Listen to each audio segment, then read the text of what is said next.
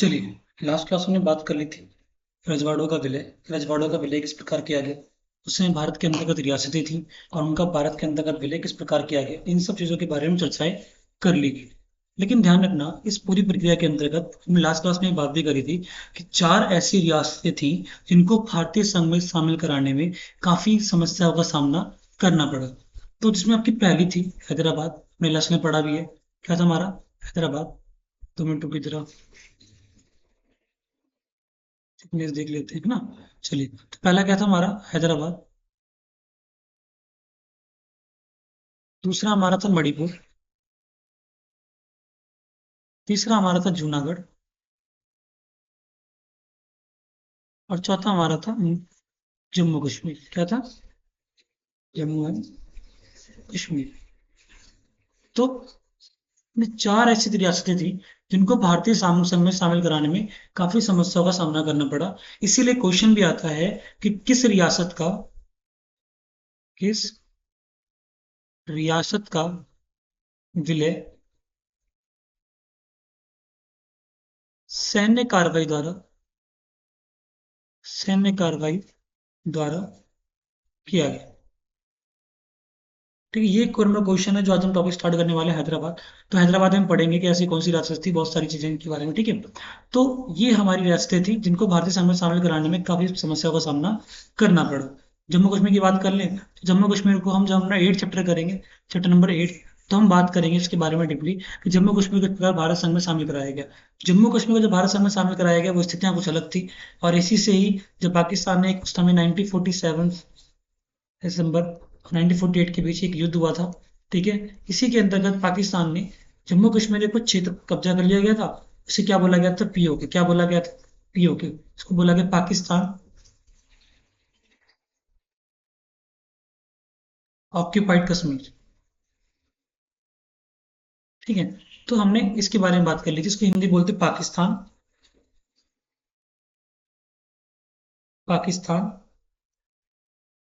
अधिकृत कश्मीर। ठीक है, तो हमने इसके बारे में चर्चाएं कर ली थी। चलिए, तो आज हम बात करते हैं कि हैदराबाद का विलय किस प्रकार किया गया।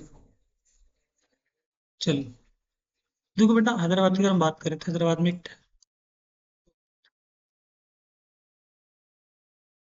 अगर हम हैदराबाद की बात करें तो हैदराबाद में जो राजा हुआ करता था, जो राजा थे, उसको निजाम कहते थे। क्या कहते थे?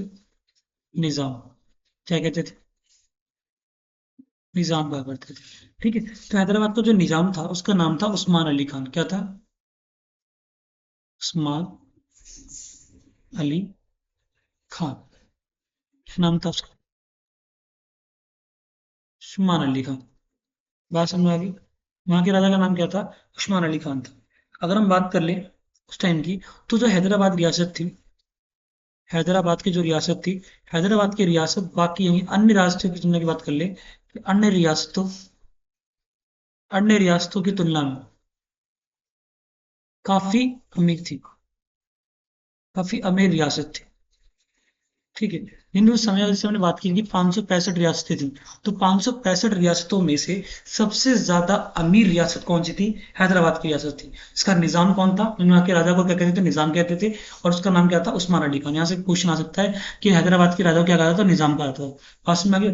और सबसे अमीर रियासत थी, और ये भारतीय संघ में शामिल नहीं होना चाहती थी। ध्यान रखना, ये भारतीय संघ में शामिल नहीं होना चाहती थी, यानी ये इंडिया में मर्ज नहीं होना चाहती थी। बात समझ में आ गया तक? क्लियर है? यानी इंडिया में मर्ज नहीं होना चाहती थी। इस बात को लेकर थोड़ा विवाद भी रहा, और सरदार वल्लभ भाई पटेल ने बहुत प्रयास किया कि हैदराबाद के साथ एक ट्रीटी की जाए या हैदराबाद को भारतीय संघ में शामिल कराया जाए।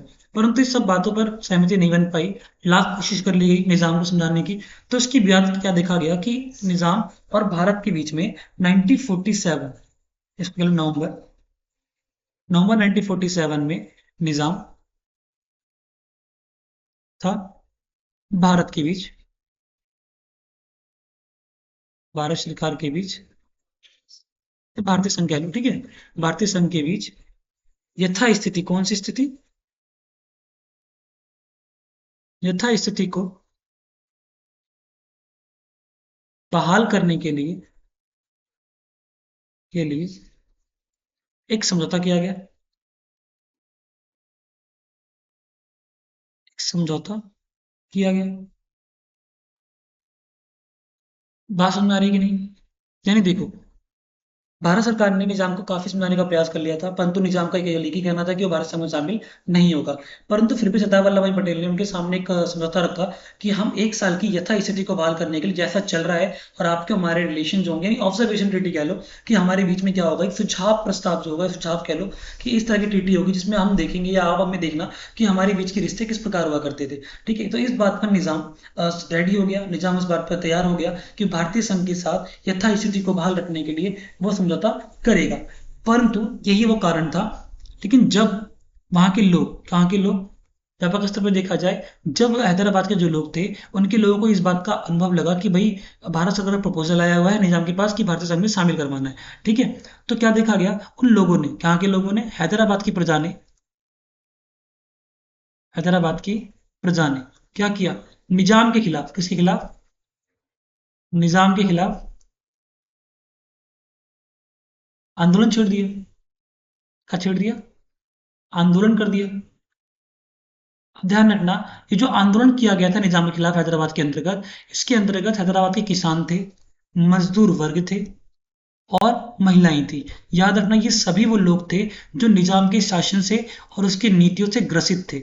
बात समझ में आ गई बात, जो उनकी नीतियों के, या कह लो उनकी नीतियों से पीड़ित थे। बात समझ में आ गई बात। तो इस लोगों ने जब पता चला कि भारत सरकार का प्रपोजल आया हुआ है, प्रस्ताव आया हुआ है कि भारतीय संघ में शामिल होना है, और सबको पता था कि भारत एक लोकतांत्रिक व्यवस्था को अपनाने वाला है, क्योंकि हमने पहले चैप्टर में बात कर ली थी, पहली वीडियोज में बात कर ली थी कि वहाँ के जो लोग थे या भारत के उस समय के जो लोग थे, उन्होंने क्या बोला था कि आजादी के बाद ऐसी शासन व्यवस्था, यानी जो भी शासन व्यवस्था होगी, वो सब लोकतंत्र की तर्ज पर चलाई जाएगी। तो लोकतंत्र में लोगों के पास अधिकार होते हैं, तो अब वो निजाम के शासकों से तंग आ चुके थे, इसीलिए उन्होंने निजाम के खिलाफ एक आंदोलन छेड़ दिया।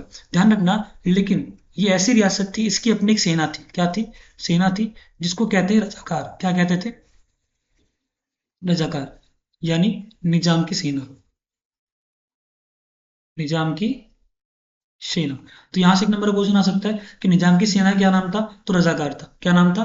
रजाकार। क्या नाम था? रजाकार। बात समझा कि यहाँ से एक नंबर का क्वेश्चन आ सकता है कि निजाम की सेना का नाम क्या था? रजाकार था। रजाकार अव्वल दर्जे के, किसके दर्जे के? अव्वल दर्जे के सांप्रदायिक, सांप्रदायिक लड़ाके थे। इसका मतलब ये था कि धर्म के नाम पर लोगों को मारते थे। यानी ध्यान रखना कि रजाकार ने, निजाम ने जब रजाकार को आगे किया ताकि आंदोलन को रोका जा सके, तो ध्यान रखना इस आंदोलन के अंतर्गत हिंदू भी थे और मुस्लिम भी थे। ये बात ध्यान रखना, ये ऐसा नहीं था कि हिंदू लोगों ने ही विरोध किया था, दोनों ने किया था। परंतु जो रजाकार जो था, उसने क्या किया, केवल गैर मुस्लिम को, किसको, कि केवल गैर मुस्लिम लोगों को निशाना बनाया। बात समझा कि जो मुसलमान नहीं थे, यानी इसमें आपके हिंदू आते हैं, पारसी हो गए, सिख हो गए, ईसाई हो गए, यानी इन लोगों को व्यापक स्तर पर निशाना बनाया गया।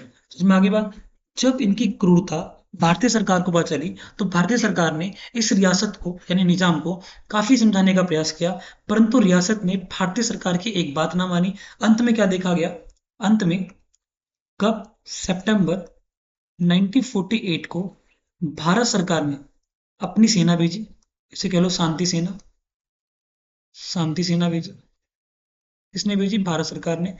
और देखो, कुछ समय तक निजाम और भारत सरकार द्वारा भेजे गए सैनिकों के बीच में रुक रुक कर लड़ाइयां चलती रहीं, और अंत में क्या देखा गया, अंत में निजाम निजाम को अपना आत्मसमर्पण करना पड़ा, आत्मसमर्पण करना पड़ा। बाद में जब निजाम ने अपना आत्मसमर्पण किया, उसके साथ ही भारत सरकार ने उससे विलय पत्र पर, जिसे हम क्या बोलते हैं, इंस्ट्रूमेंट ऑफ एक्सेशन, क्या बोला गया था, इंस्ट्रूमेंट ऑफ एक्सेशन, बस में इस पे क्या किया, हस्ताक्षर करवा दिया। और जैसे ही निजाम ने हस्ताक्षर किए, वैसे ही हैदराबाद का विलय भारतीय संघ में मान लिया गया। तो यहां से जो मैंने आपको बताया था कि पहला नंबर क्वेश्चन कि किस रियासत का विलय सैन्य कार्रवाई के द्वारा हुआ था, तो कौन सी रियासत थी वो? हैदराबाद थी। बात समझ में आ गई बात। तो ये आपका एक थोड़ा सा टॉपिक है, क्लियर? कोई दिक्कत? चलिए आगे चलते हैं। आगे हम बात करने वाले हैं एक और रियासत मणिपुर के बारे में, कि मणिपुर का रियासत का विलय भारतीय संघ में किस प्रकार किया गया। देखना कि ये जो रियासत थी, अगर हम बात करें तो रियासत जो थी, ये इसका जो विलय था काफी आसानी पूर्वक हो गया, इतना संघर्ष की स्थिति भी नहीं थी। इसमें आगे बात, तो जैसे कि आप अगर फर्स्ट चैप्टर खोलोगे तो उसमें एक कार्टून बना हुआ है जहां पर एक राजा को दिखाया गया और सरदार वल्लभ पटेल ने है, जो उनके हाथ में कुछ एक बच्चा सा है जिसे हम कह सकते हैं इंस्ट्रूमेंट ऑफ एक्सेशन है, जिसमें उन्होंने राजा से कहा है कि राजा जी बस उठिए मत, आप बस बैठे रहिए, इसी से काम चल जाएगा। ठीक है, तो वो एक कार्टून है, जब मैं कार्टून के बारे में कराऊंगा तो बताऊंगा कि कार्टून को कैसे डिफाइन करना होता है। ठीक है, तो मणिपुर का ही वो सीन बताया गया है कि मणिपुर का विलय किस प्रकार भारतीय संघ में किया गया। सबसे आसान विलय मणिपुर का था। ठीक है, चलिए बात करते हैं मणिपुर में क्या था। तो देखो, जैसे ही रियासत की बात करी जा रही है, तो हर एक रियासत में अपने एक राजशाही होगी। तो हर एक रियासत में राजशाही थी, तो जाहिर सी बात है कि भारतीय संघ में जो राजा था, ये कह लो कि जो समय मणिपुर का राजा था, वो एक राजा होगा। तो उसका नाम था बौद्ध चंद्र सिंह। क्या नाम था? बौद्ध चंद्र सिंह। आप पिक्चर में देख सकते हैं बौद्ध चंद्र सिंह को, देखो ये रहा आपके राजा बौद्ध चंद्र सिंह। ठीक है, तो ये जो राजा थे, ये यहाँ के राजा थे। और ये अगर हम बात करें तो ये मस्त मौला थे। क्या थे? मस्त मौला व्यक्ति हुआ करते थे। अब कहानी क्या थी, जब सरदार वल्लभ भाई पटेल ने इनके सामने प्रपोजल रखा कि क्या आप भारतीय संघ में शामिल होना चाहते हैं, तो पहली बार तो राजा ने मना कर दिया। क्या किया? राजा ने मना कर दिया कि हम भारतीय संघ में शामिल नहीं होना चाहते। लेकिन बाद के बाद से जब भारत सरदार वल्लभ पटेल ने, किसने? सरदार वल्लभ भाई पटेल ने व्यापक स्तर पर इनको समझाने का प्रयास किया। ठीक है, व्यापक स्तर पर इनको समझाने का प्रयास किया। तब इन्होंने कहा कि मैं इस बात का पर्चा, ये कह लो कि मैं इस बात का निर्णय स्वयं नहीं लूंगा, मैं अपने प्रजा को इन्वॉल्व करना चाहता हूँ, अपने प्रजा की भागीदारी सुनिश्चित करना चाहता हूँ। तो क्या देखा गया कि इस समय, यानी कि इसके लिए एक चुनाव कराए गए। क्या कराए गए? एक चुनाव कराया गया। इसमें निर्णय ये था कि कितने लोग चाहते हैं कि भारतीय संघ का विलय, सॉरी सॉरी सॉरी, मणिपुर का विलय, मणिपुर का विलय भारतीय संघ में हो, भारतीय संघ में हो। ठीक है, तो इस बात पर इन्हें क्या था कि जनमत था। क्या था? जनमत था। राजा ने कहा कि भाई मैं इस पूरी प्रक्रिया के अंतर्गत इस बात का निर्णय स्वयं नहीं करना चाहूंगा, बल्कि मैं चाहूंगा कि मेरी प्रजा भी इसमें लीन रहे। तो ये कह लो कि जनमत, जनमत एक ऐसी प्रोसेस होती है जिसमें आम मुद्दों पर या सामाजिक मुद्दों पर लोगों की राय ली जाती है, लोगों की इच्छा पूछी जाती है, जिसमें एक थोड़ा सा इलेक्शन कराया जाता है नॉर्मली। तो इस तरीके से देखा गया कि मणिपुर में इलेक्शंस कराए गए थे। जब मणिपुर में इलेक्शन कराए गए थे, देखो ये आप देख रहे हो कि साइन की राजा है हमारे, मतलब मणिपुर के राजा थे जिन्होंने साइन किया था। पास में आ गया। तो इस प्रक्रिया के अंतर्गत देखा गया कि जब हस्ताक्षर कराए गए, 2 मिनट रुकिए जरा इसको लगा दूं, जो हस्ताक्षर कराए गए उसके साथ ही भारतीय संघ में मणिपुर का विलय कर लिया गया। लेकिन उस प्रक्रिया इतनी आसान थी नहीं। अब देखो आगे क्या देखा गया कि जब इलेक्शन कराए गए, तो इलेक्शन किस बिहाफ पे कराया जाएगा? क्या सभी लोगों को, क्या सभी लोगों को वोट देने का अधिकार होगा? वोट देने का अधिकार होगा, या फिर या फिर आयु सीमा निर्धारित होगी। ठीक है, तो इलेक्शन कराने की बात हुई थी, तो उसमें भी एक समस्या आ गई। समस्या इतना आसान थी नहीं। उस समस्या ये था कि भाई क्या सभी लोगों को, जो प्रजा है, क्या सभी लोगों को वोट देने का अधिकार होगा, या फिर इसके लिए कोई आयु सीमा का, यानी कि जो एज ग्रुप है, उसको भी निर्धारण किया जाएगा। तो कहानी क्या थी कि भाई इन दोनों में से, ध्यान रखना, जब जून 1948 में ये इलेक्शन कराए गए थे, ध्यान रखना, भारत में होने वाला, यानी इसमें क्या देखा बताता हूँ मैं आपको क्या, कि सार्वभौमिक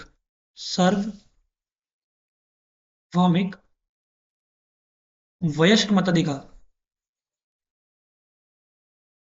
अधिकार को ध्यान में रखकर पहली बार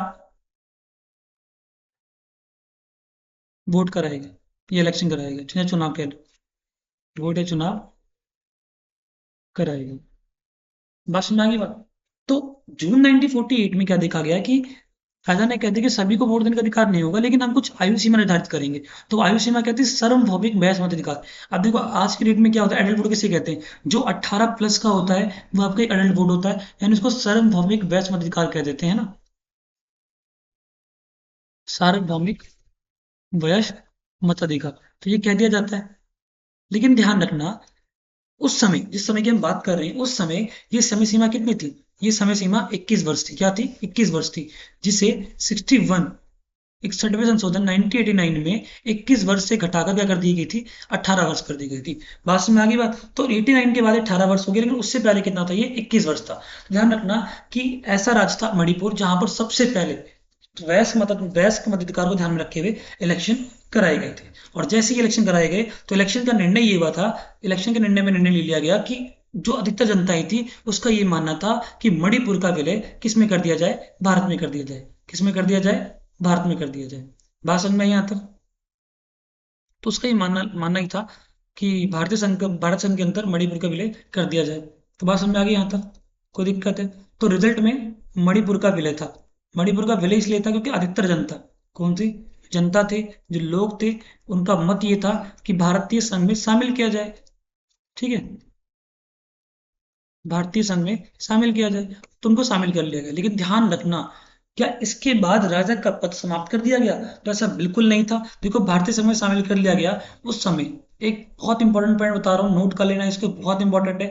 जब हम फिर चैप्टर करेंगे तो मैं आपको बताऊंगा कि इंदिरा गांधी ने 1971 तक आते आते प्रीवी पर्स को समाप्त कर दिया था। तो प्रीवी पर्स था क्या? तो भारतीय सरकार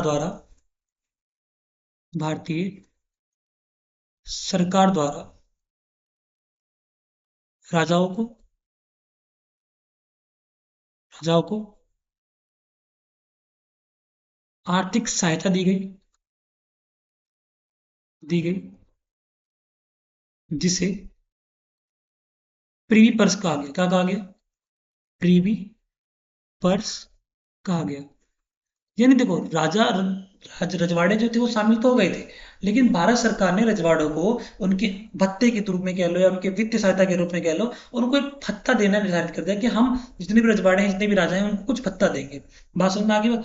तो जो ये भत्ता दिया गया था इसे क्या बोला गया था?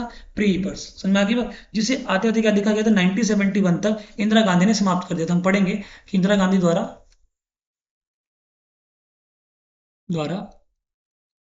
समाप्त कर दिया गया। तो इंदिरा गांधी ने इसको समाप्त कर दिया था। इसीलिए मोरारजी देसाई ने भी इसका विरोध किया था। हालांकि वो अलग चैप्टर है, तो आप इतना कंफ्यूज मत होइए। तो ये आपकी दो रियासतें थी। बात समझ में आ गई बात?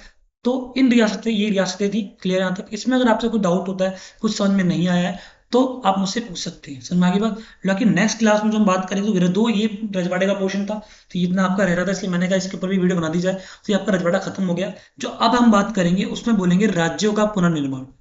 राज्यों का पुनर्निर्माण। अब ये आपका फ्रेश टॉपिक है, जो हम नेक्स्ट चैप्टर में करेंगे, नेक्स्ट क्लास में करेंगे, सॉरी मतलब नेक्स्ट क्लास में करेंगे। तो हम बात करेंगे भारत के अंतर्गत राज्य कैसे बनाए गए थे, राज्यों का निर्धारण कैसे किया गया था, किस आधार पर राज्य बनाए गए थे, क्योंकि उसमें 565 रियासतें थी। तो क्या रियासत, क्योंकि इसके लिए बहुत सारे फैक्ट भी आए। कुछ का मानना था कि संस्कृति की आधार बना दो, रीति रिवाजों को देखना चाहिए राज्यों का निर्माण करने के लिए, और कुछ का मानना था कि भाषा को निर्धारित करना चाहिए। तो इसके लेकर कुछ विवादें भी रही हैं, और किस तरीके से विवादें रही हैं। फिर इसके बाद एक कमीशन आ गया, उस कमीशन ने रिकमेंडेशन दे दी, कितने राज्य बनाए। ये सब चीजों के बारे में हम अपनी नेक्स्ट वीडियो में बात करने वाले हैं। इसमें अगर आपको कुछ दिक्कत होती है तो यू कैन आस्क।